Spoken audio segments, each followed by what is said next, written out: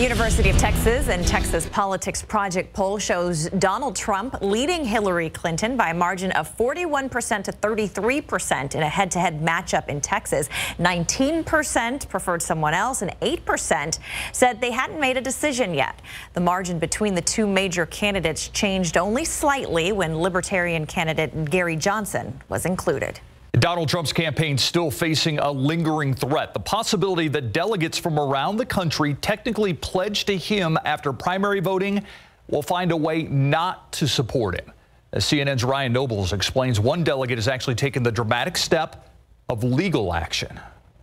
Donald Trump is not backing down from forces within his own party who still aren't supporting him. It's amazing what can happen when you lose.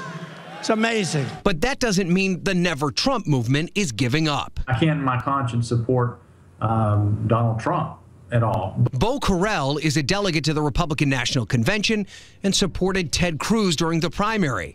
He's now committed to making sure Trump does not get the Republican nomination. I will resist Donald Trump, and I will attempt to enlist others to do the same. Carrell is suing Virginia's government, claiming the Board of Elections cannot force him to cast a ballot for someone he is unwilling to support. It's absurd to think the government can commandeer the actions of private individuals, including myself, and compel me to be an agent of the state in some form or fashion. If Carrell wins his lawsuit, he believes the decision could have ramifications in as many as 20 different states.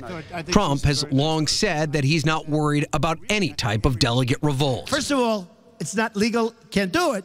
Second of all, the Republican National Committee is with me 100%. But delegates are only part of his problem.